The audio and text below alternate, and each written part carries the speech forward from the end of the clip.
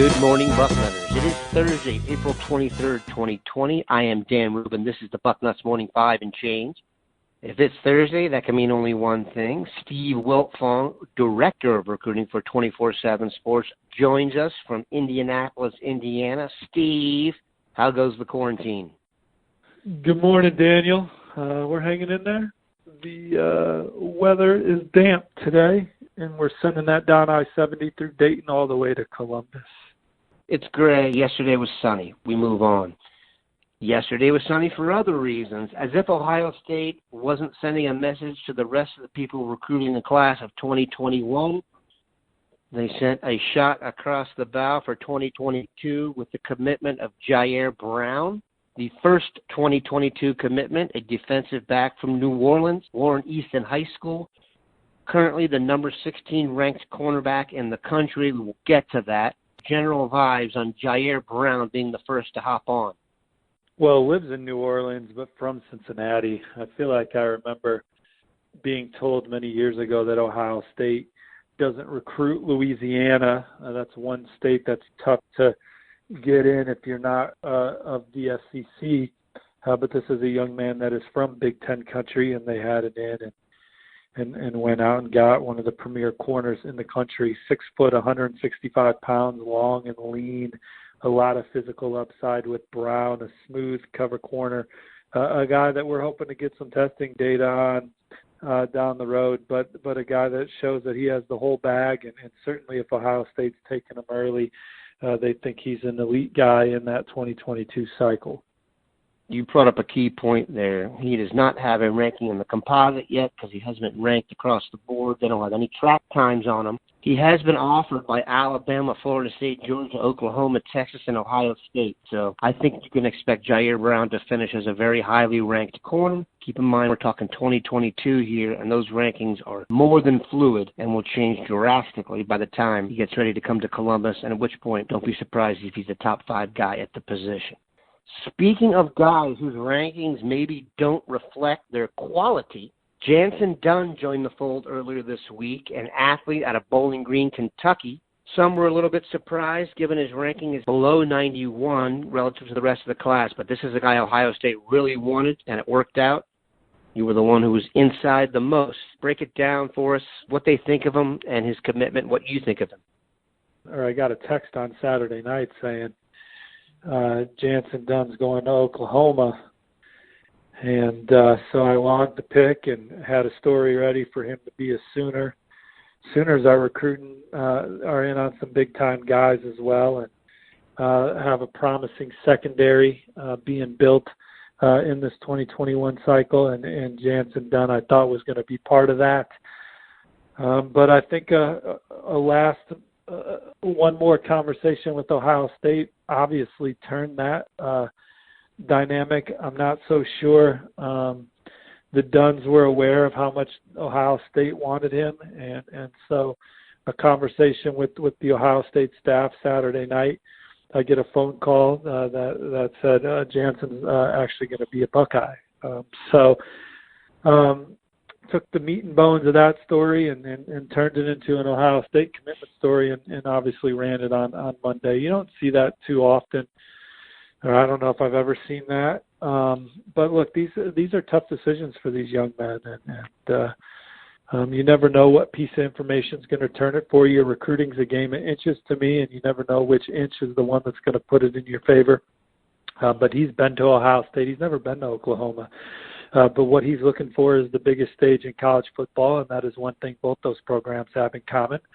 Oklahoma did a fantastic job recruiting Jansen and showing him an opportunity to be successful for them in a defense that's trying to continue to add pieces to make it formidable. But Ohio State, he's been there, loved his visit, fits him as a person.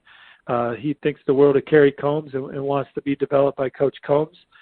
And obviously the developmental track record, and then again the big stage, led Jansen Dunn to being at Ohio State. And I also think that his dad would have committed on the spot following the visit there when they made it earlier in the spring. He was blown away by Ohio State And so the whole family loves the Buckeyes, and he's at the school he wanted to go to, and he's part of the class that ranks number 1 nationally per 24/7 Sports. If you've seen him in person, your evaluation of him as a prospect?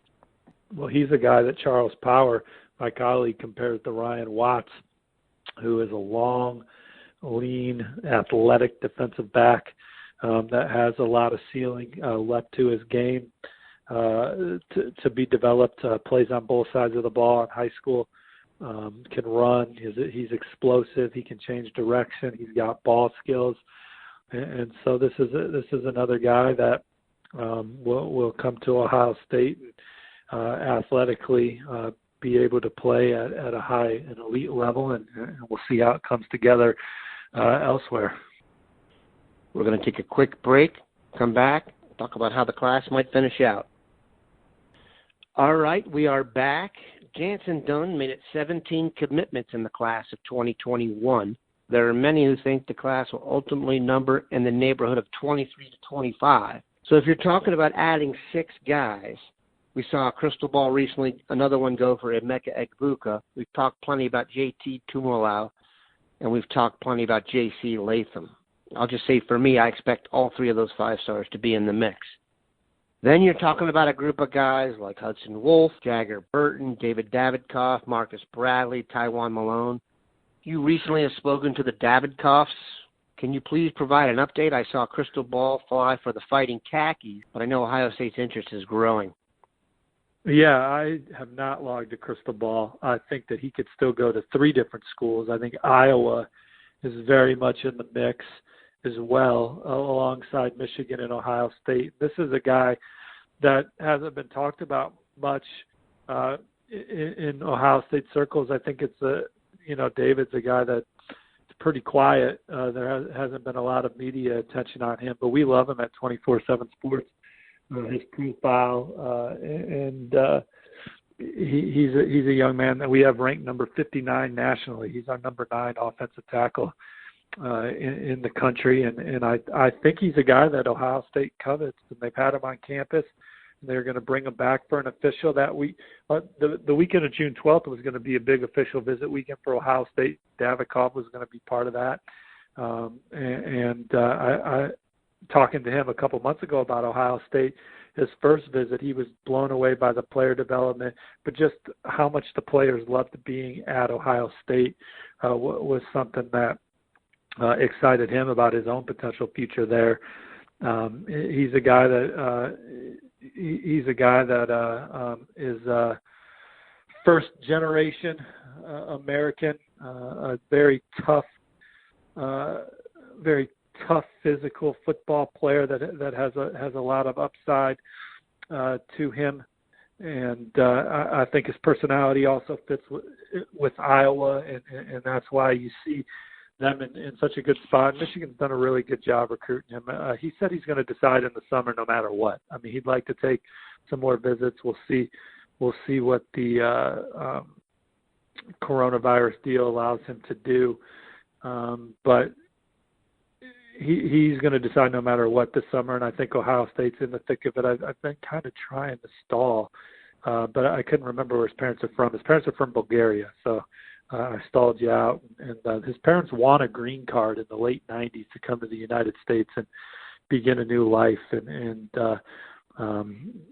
they're a very blue-collar family. Davidkov first shined in rugby before turning into a budding football player. So one of my coronavirus quarantine hobbies, as embarrassing as this might sound, is there's these people who put up these great travel videos on YouTube. Bulgaria is no joke, dude. That's not a place you want to go visit. They hit the lottery when they got out of that spot. And that was at the end of the Cold War when they won their green card and came over to the States. And they had nothing. He said they started from scratch with no money in their pockets. He said, just hope. And then his quote, they made a risk and stuck with it. I'm in the greatest country in the world with so many opportunities, and I don't want it to go to waste. I want to live up to my parents' sacrifice. I want to make the most out of my life because of their hard work and work ethic. I'm going to predict that those who didn't want David Davidkov in the class before this conversation are now all on board with him coming to the Buckeyes. You can certainly count me in that group. It would be incredible to finish with 24, add Hudson, Wolf, Davidkov, Jagger, Burton, and either Marcus Badley or Taiwan Malone. That'd be an awesome addition of talent. Speaking of adding talent, people, tonight marks the beginning of the NFL draft. You can expect 2 Buckeyes to be off the board in the first 15 to 20 minutes. Depending on what you consider Joe Burrow, you can make that number 3. And then we will wait to see if some guys can sneak in the back end of the first round. J.K. Dobbins and, believe it or not, Damon Arnett will be the most likely ones to do that. We will have complete coverage of every minute of the draft. You have nowhere else to go, and there's no other sporting events, so you must pay attention. We appreciate Steve stopping by and dropping some knowledge. Have a good one, Bucknutters. Thank you. I'll see you on the front row.